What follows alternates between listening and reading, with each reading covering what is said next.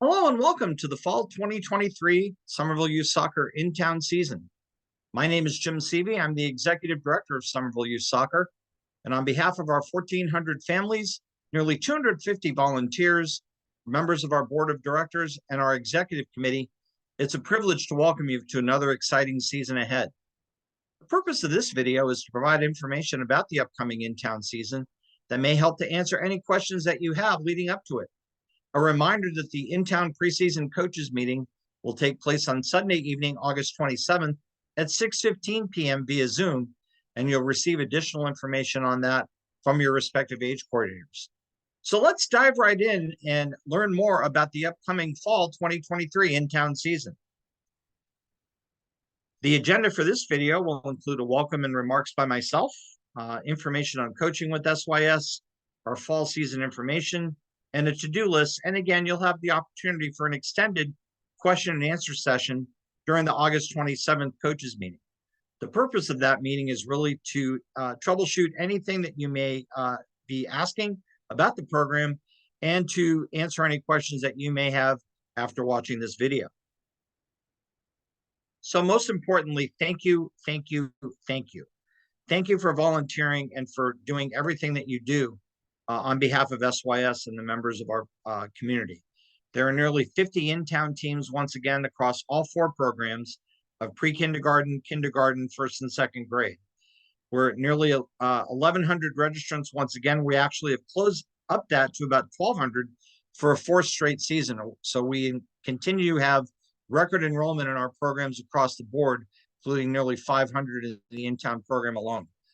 I'm very pleased to announce that Bow Market will once again serve as the title sponsor for our in-town program this fall. Very appreciative to Matt Boyes-Watson and everyone at Bow Market for their continued support of SYS. There are a couple of compliance matters that we'll talk about during the course of this video, and the most important of those being that you get your credentials through Mass Youth Soccer. Meg Bride, our Outstanding Risk Management Coordinator, has been in contact with many of you regarding the credentialing process, and we'll review that as part of this video. So there are 5 factors or 5 things what we'll review during the coaching with SYS component.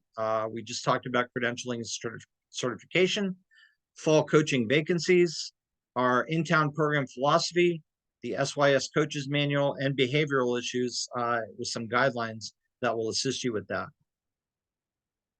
So with credentialing and certification, all volunteers must pass a CORI background check. If you've done this, if you've coached with us in the past, you're aware of these requirements. You can complete that information on the Get Involved tab of our website, www.somervillesoccer.org. You must complete the CORI background check information and complete the concussion and abuse prevention online training modules prior to setting foot on the field. So make sure that that is done. If you are interested in obtaining a U.S. Soccer Grassroots license and would like to complete coursework to do so, we encourage you to do that. We will reimburse you for any registration fees and costs of obtaining your license once that is completed. So that's certainly something we encourage and ask you to keep in mind.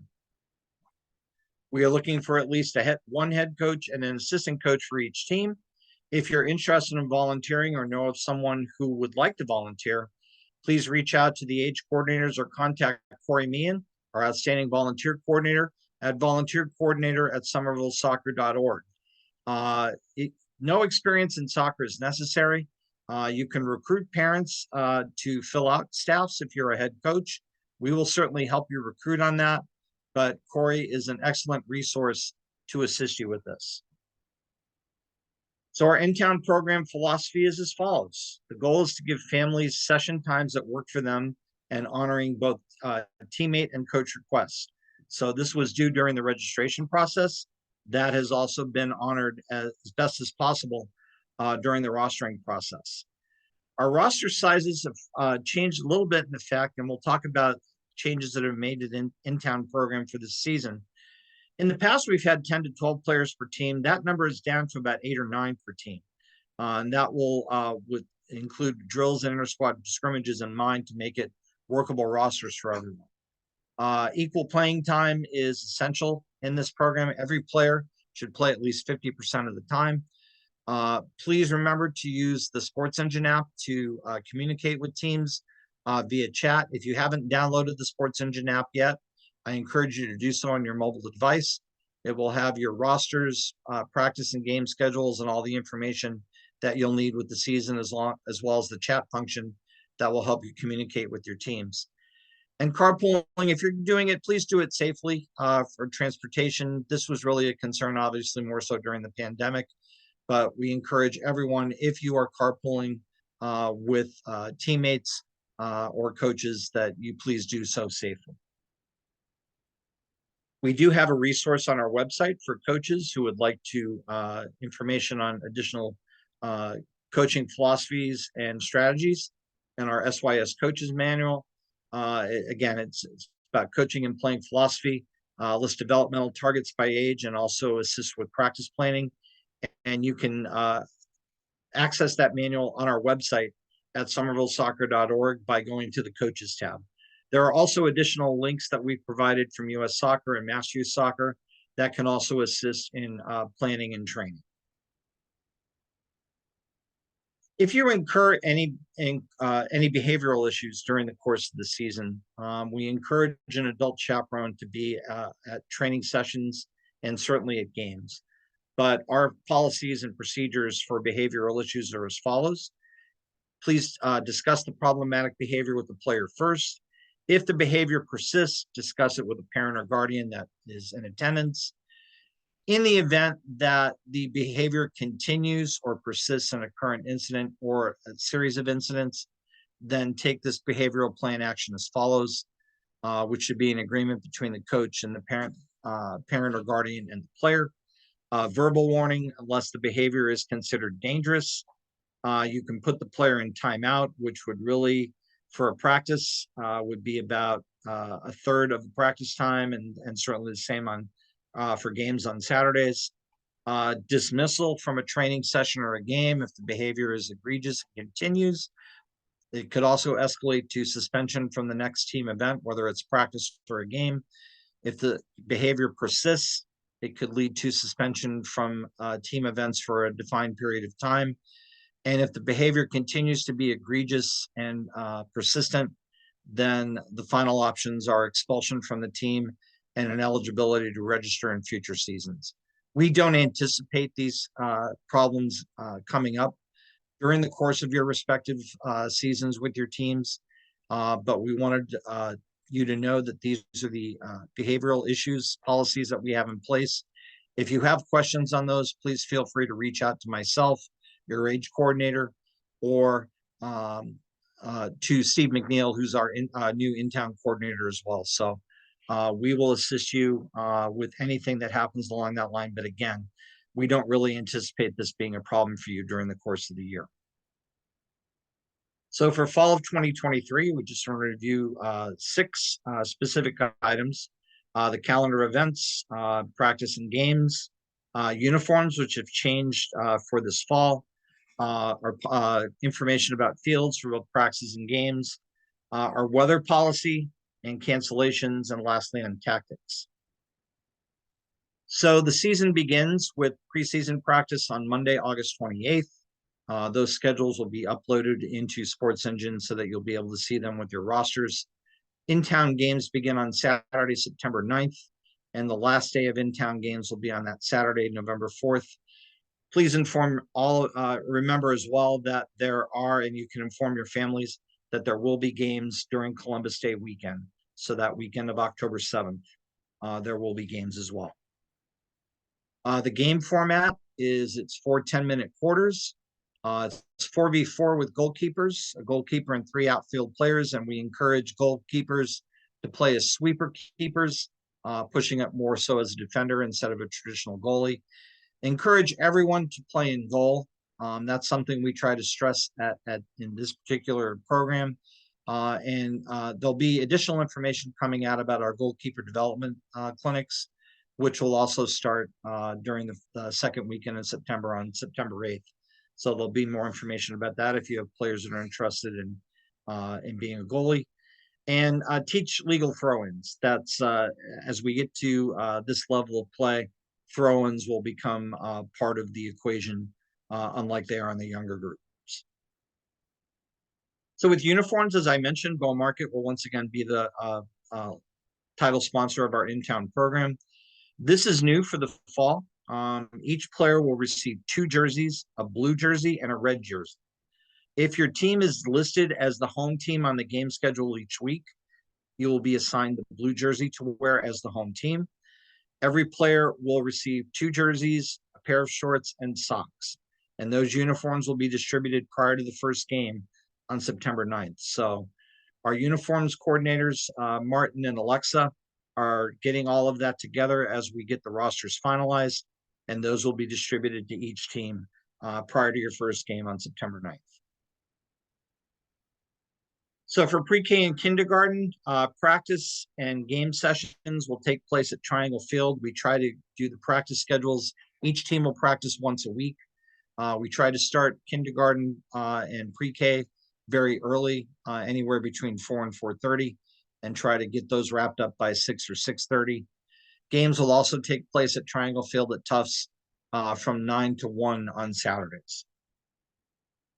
For first and second graders, the weeknight practices are 60 minutes, and we'll use the following fields: East Somerville, at the community school, Nunziato Park, the turf field in back of the Winter Hill School, and the new field at West Somerville. We can access the first 3 from 5 to 7.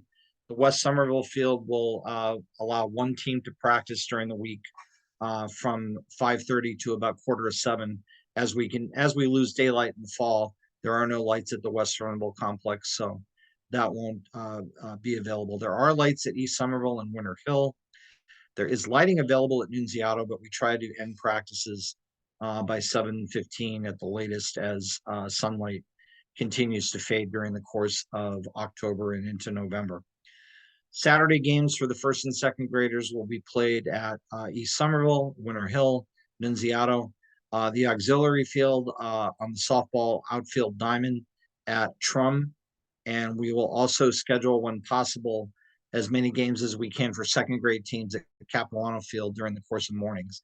That's all dependent on if there are opportunities in the Middlesex travel schedule for us to schedule games during the course of the day. Most of the time, there are anywhere between 8 and 11 games that are played at Capilano a given Saturday. So if that's the case, it would limit those opportunities for the second grade teams to play. But that's something we will continue to monitor as the Middlesex schedule is released. So the SYS weather policy is as follows. For light rain, you're encouraged to play on. If you're playing on a grass field, which would be at Nunziato in this case, or Triangle, that is dependent on the fields being open, and I'll talk about that in a few minutes. In a moderate rain situation and heavy rain, certainly suspend play and take cover. If the conditions allow for you to continue a practice or a game session, you can do so in the confines of your schedule. In the event of severe weather, lightning, thunderstorm activity, halt training and seek cover immediately, whether it's practice or a game. You can resume the activity 30 minutes after the last lightning strike. However, please keep in mind that practices are 45 minutes in length and games are 45 minutes in length. We build an hour in for all sessions. But if the lightning strike comes, say, with 20 minutes left in your game or your session, then the likelihood of completing it would not be high. So just something to keep in mind from there with severe weather. The last part of that is in extreme temperatures, which we don't foresee this being an issue during the fall season.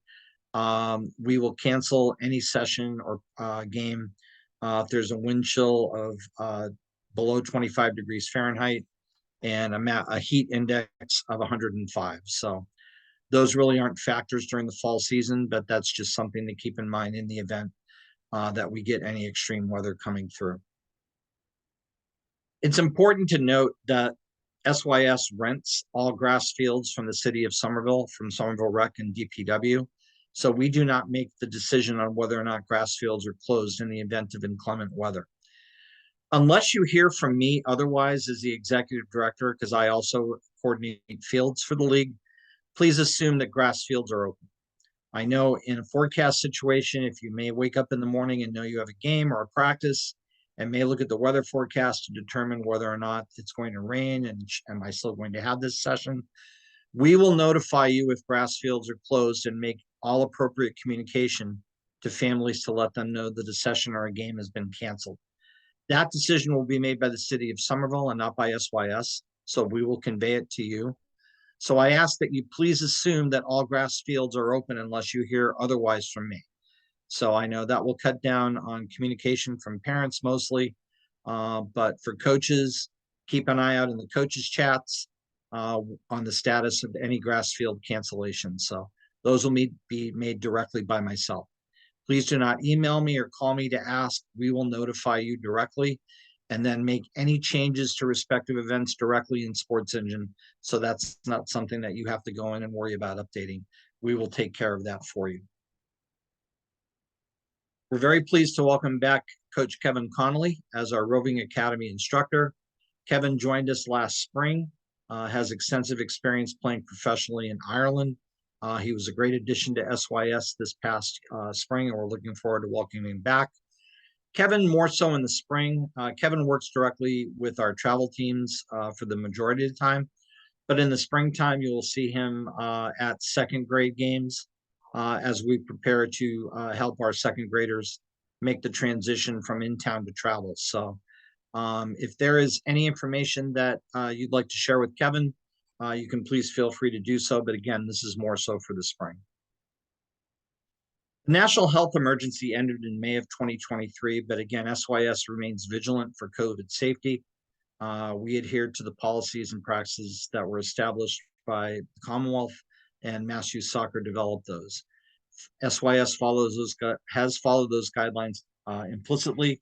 There has been an uptick in COVID cases in some parts of the country, so we're just being vigilant about the process.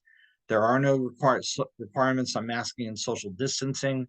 Anyone who contracts COVID and is a close contact no longer has to require. That's policy going back to last spring and later in the fall last year. But again, the national health emergency has ended. This is merely information that you can access on the mass.gov website about COVID updates.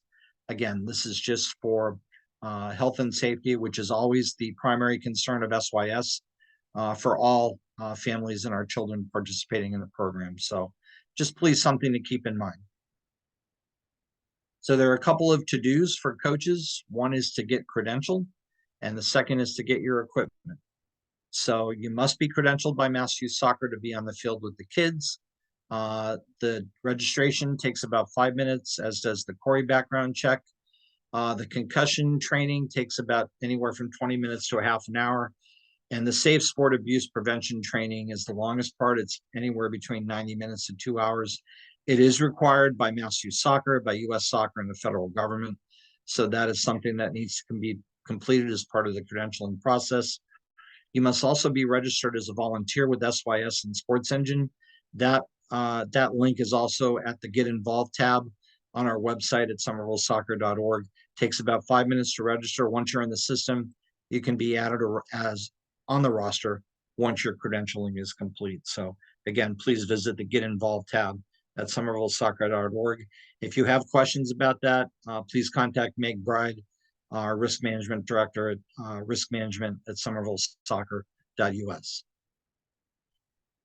For equipment, you can contact our equipment coordinator, Marco Vieira, at 857-500-2912. I encourage you to text him to set up arrangements to pick up your equipment.